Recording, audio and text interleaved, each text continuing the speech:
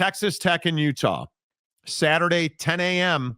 Oh, boy, did some folks on the old YouTube comment machine hate that video. Let me ask you this. Can the loser and the winner, who can both these teams, get into the college football playoff? If does the winner of this game, like they're just going to automatically get in when they win the game, right? Because that seems to be the prevailing theory amongst Big 12 fans. And for me, my feeling is this is just the beginning. This is such a long season, especially for Utah, who I think has an incredibly difficult road ahead of them. You look at the fact that after this game, Texas Tech has a bye week and then goes to Houston. Utah's got Texas Tech, then they go to Morgantown to take on West Virginia.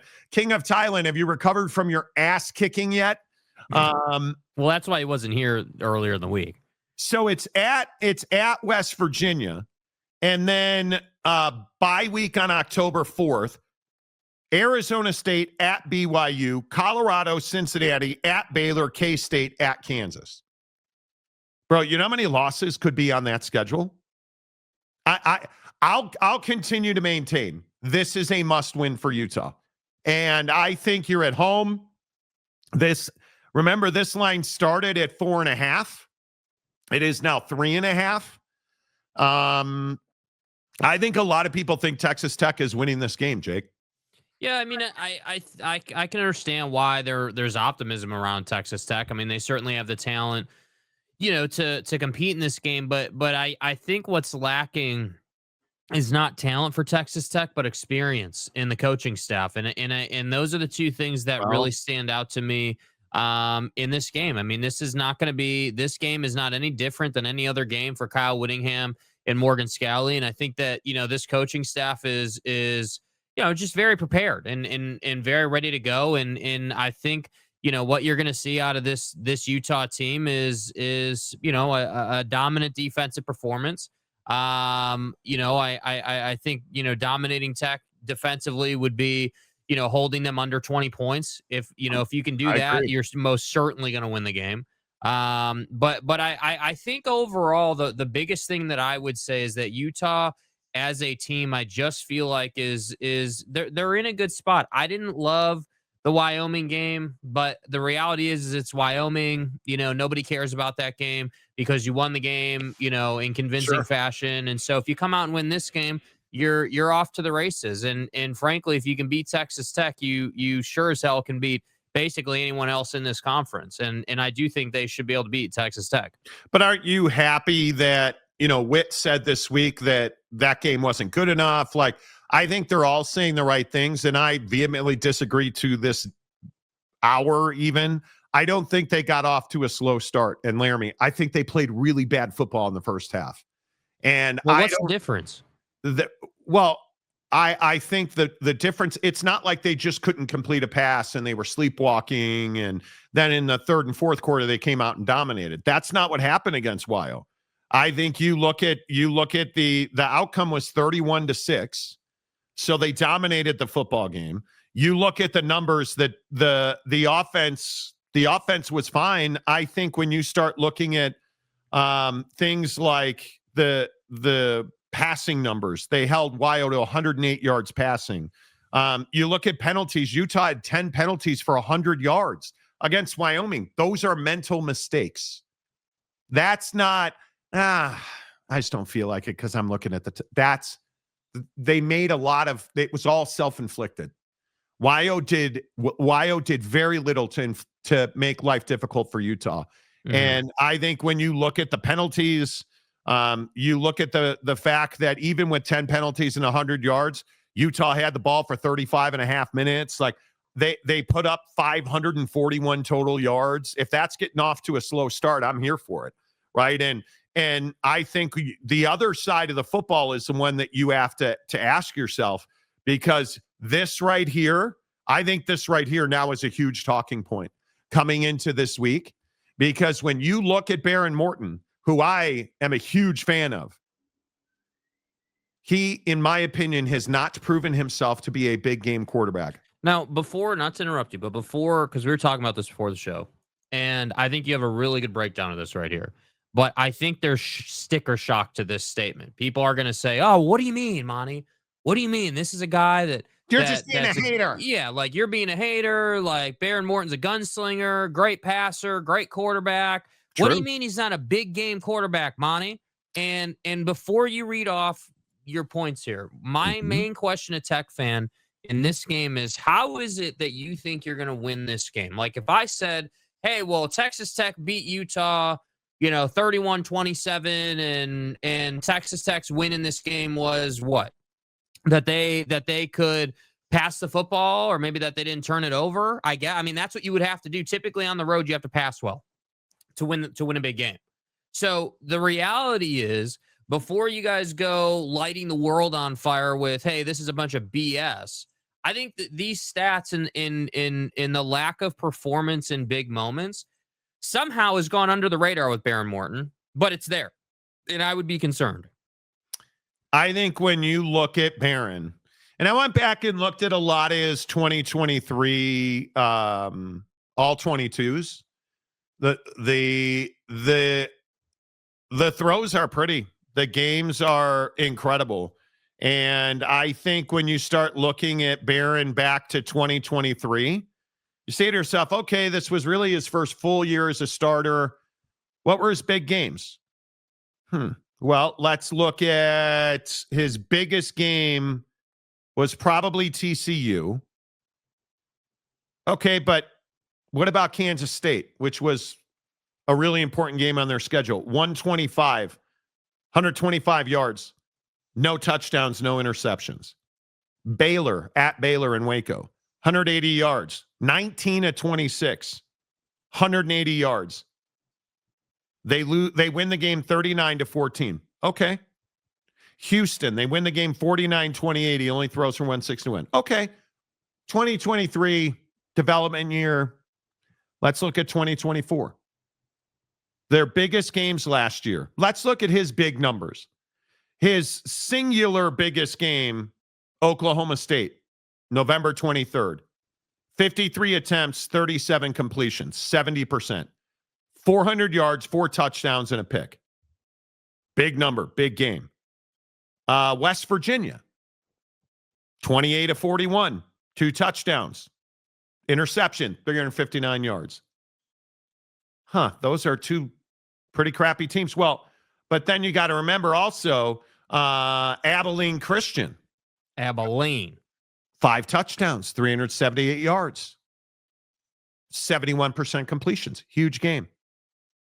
Okay, what about Arizona State? Won the conference, went to the college football playoff.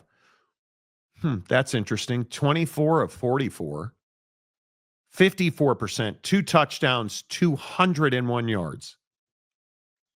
That's an aberration, Monty. Monty, it's an aberration. Nothing to see here. Okay.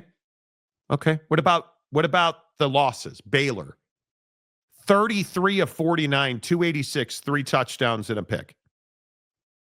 Okay. TCU last year, 35-34 in Fort Worth. Against a mediocre ass defense. 13-22, 137 yards, no touchdowns, no picks, 59%. Okay. So we're starting to see a pattern here. Best teams, worst performances. Worst teams, best performances. Iowa State in Ames, 21 of 40. That's 52.5%. 237, 2 scores, 2 interceptions. This is a guy who plays well. Not great, not unbelievable. He plays good quarterback against good teams. He plays unbelievable quarterback against shitty teams, Oak State.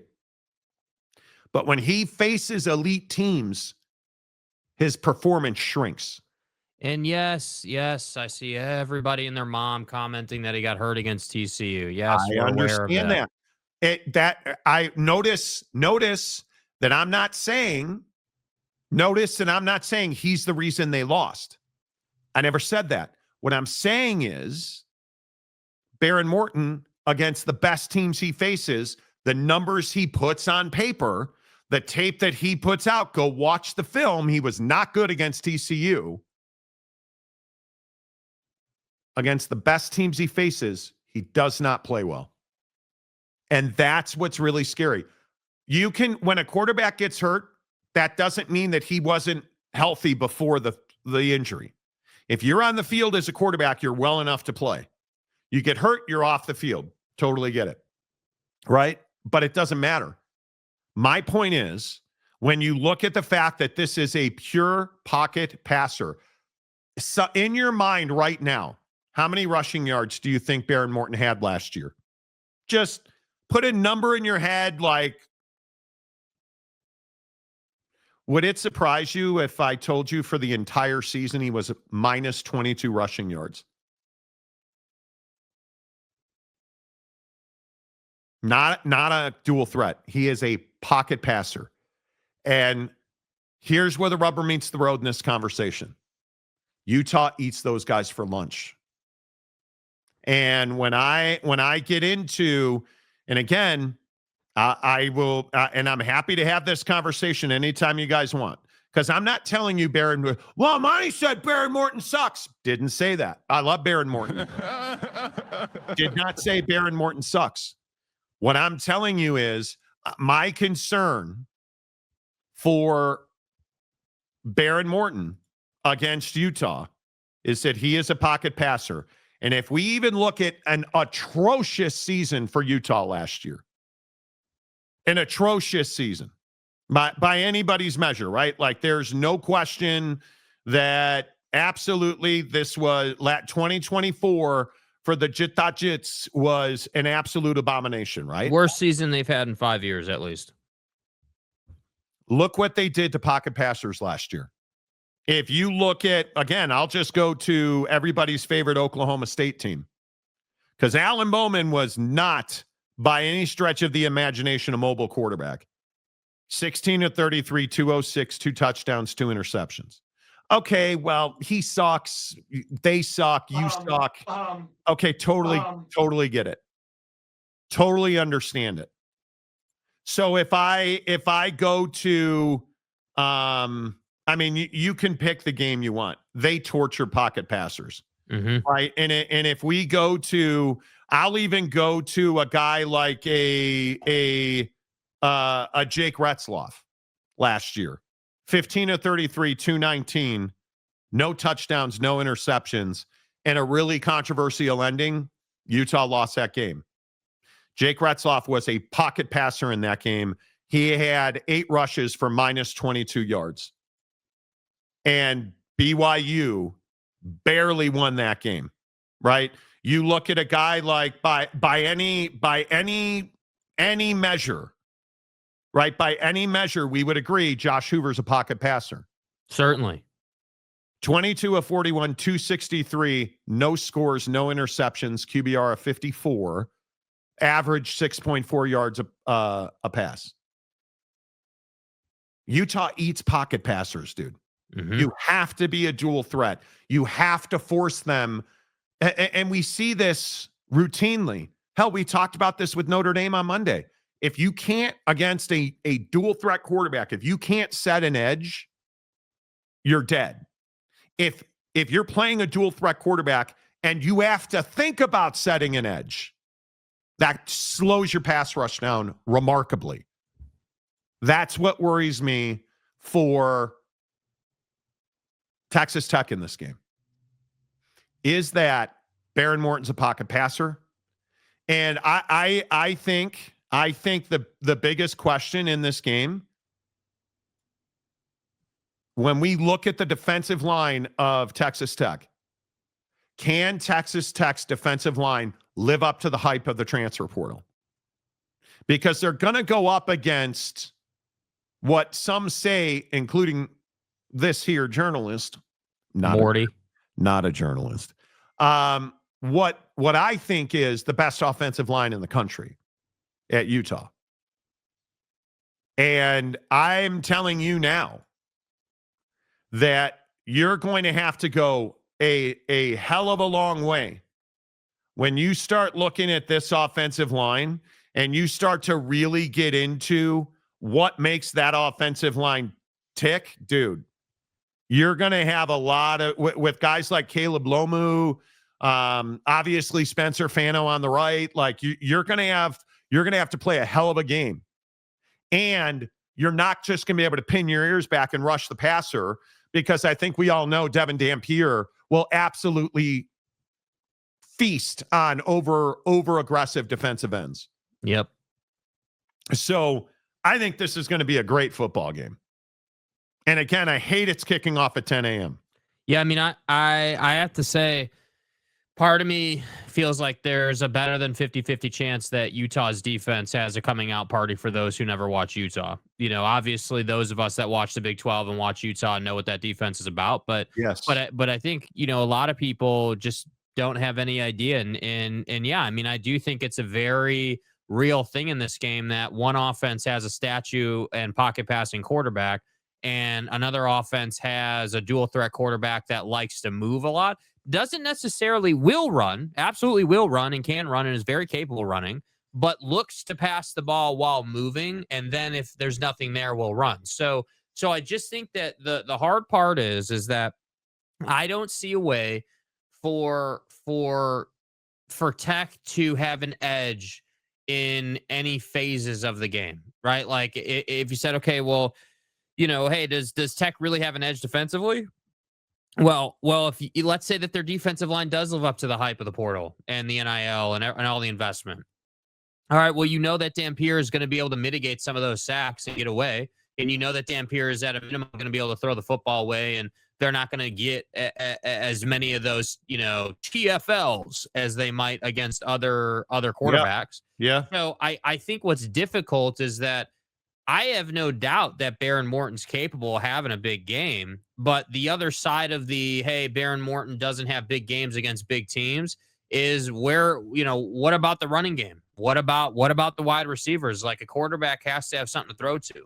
And I think that's where I have a lot of concern for Tech is that Baron's going to be there. Baron didn't just disappear, but when you're playing a defense that's disciplined the way Utah is, I don't know, man. I think it's a big ask. Honestly, I do. And the question of the day is, hey, can both of these teams get into the CFP?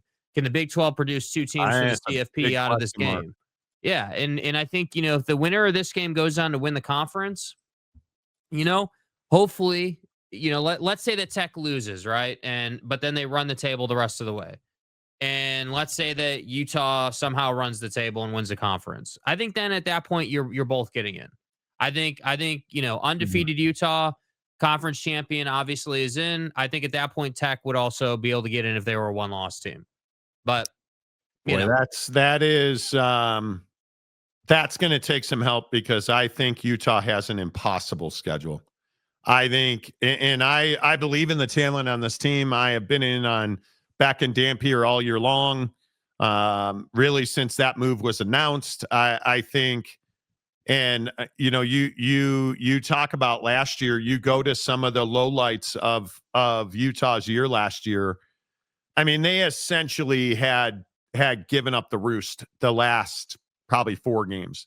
This was a very different morale football team the last month of the season. It was over, right? I think probably as soon as they lost the BYU game, that I don't think you ever recovered from that loss. Mm-hmm. I think the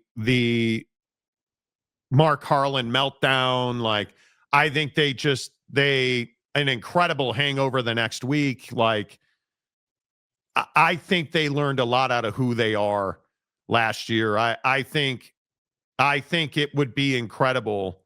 I feel like Utah has the edge in this game. And I think my opinion still remains the winner of this game.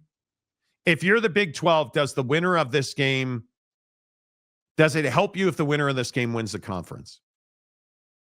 I'm going to say it doesn't. I think you want the loser of this game to win the conference, and you want a rematch of this in the conference championship because that means both of these teams lived up to the hype.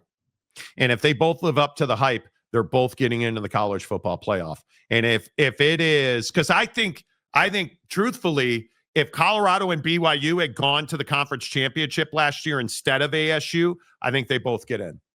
I think they both get in. And it didn't work out that way, obviously. You are in, and maybe this is just my opinion, I think you are in Hail Mary desperation time.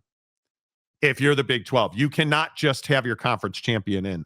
Honest to God, I think the thing that scares me so much is when I look at top to bottom, obviously Iowa State's got to be a big part of this conversation, right? Like I think, and I think this league is wide open here today on September 17th. I think the Big 12 is a wide open league.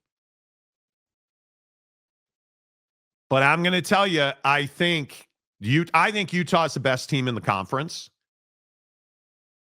I just don't know that Iowa State has enough firepower offensively to score enough to beat Utah.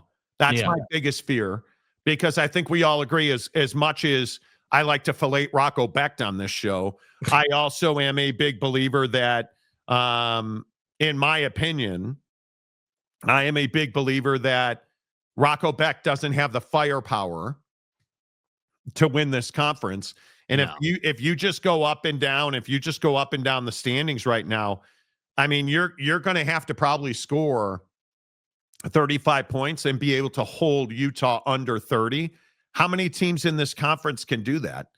Right? I mean, I don't think I'm not sure there is one. I mean, I think I think that's a massive ask. I mean, and I also think it's venue dependent. I mean, that's the other thing in this game is that you're playing this in Salt Lake, and that's a hell of an ask. I mean, I know everyone wants to be like, oh, well, hey, Lubbock's at 3,300 feet and Salt Lake's at 4,500 feet. What's the big deal, Monty? And my main point is that you're playing one of the best defenses in the country, and 9 out of 10 people agree with that.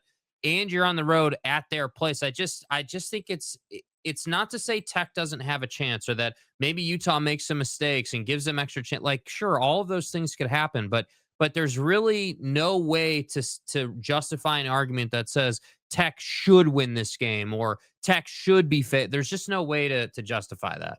I think if this game were played in Lubbock, I'd probably be leaning for the Raiders. If this game's in Salt Lake City.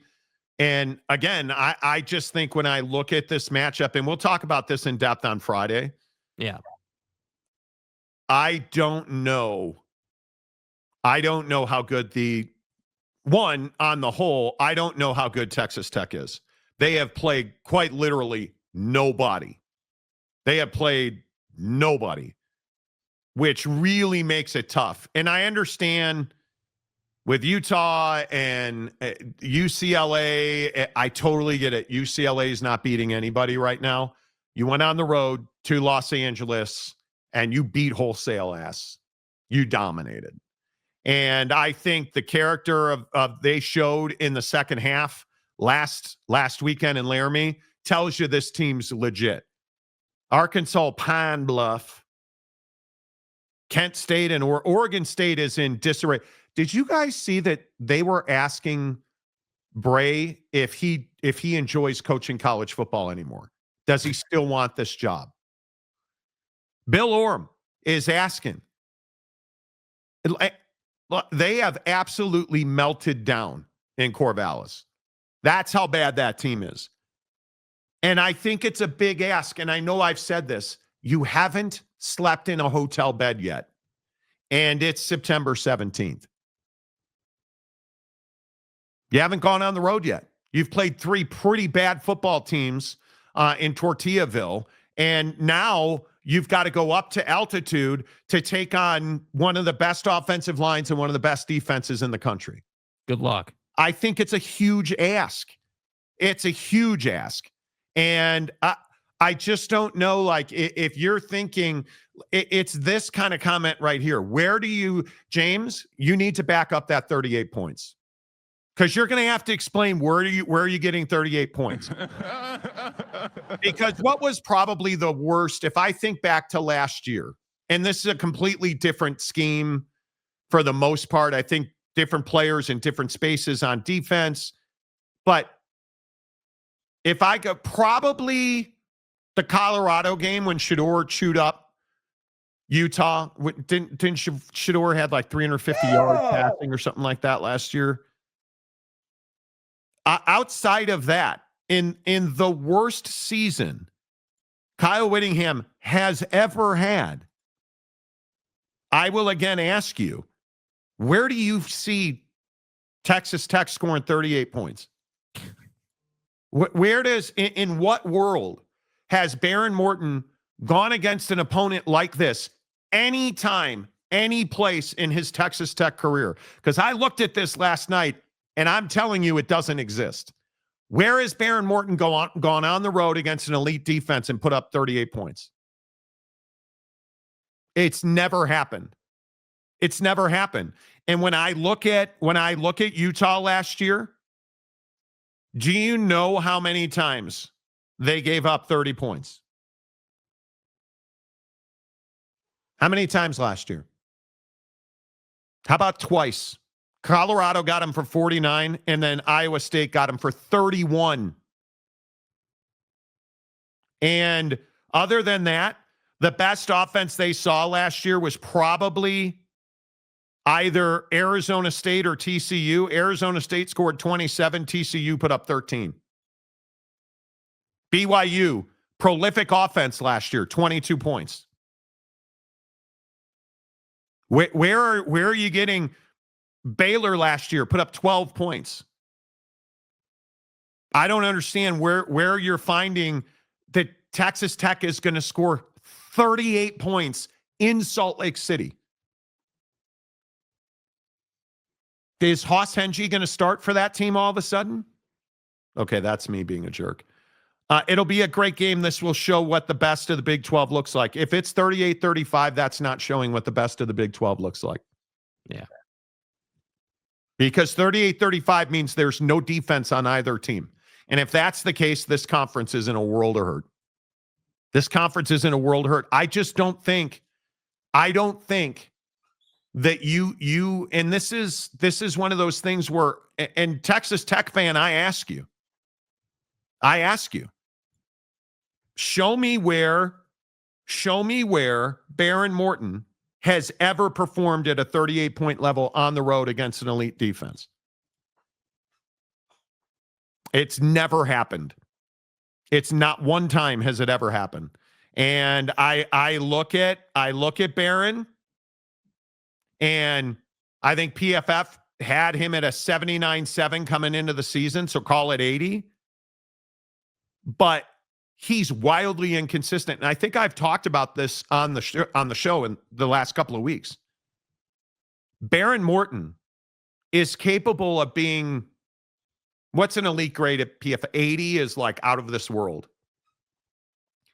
He's capable. I think he's got 6 starts where he's put up an 80 grade from PFF.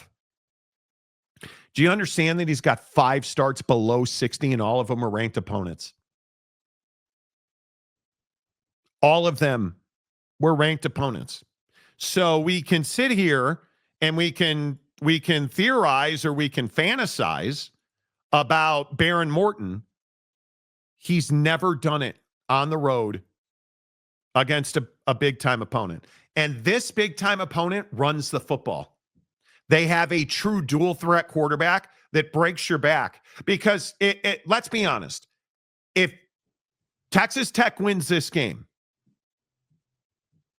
you would have to have consistently Utah in 3rd and 7, 8, 9, 3rd and 12, 3rd and 15 on a false start. Like, you'd have to have Utah in 3rd and long, where Dampier can't break your back on a 3rd and 3.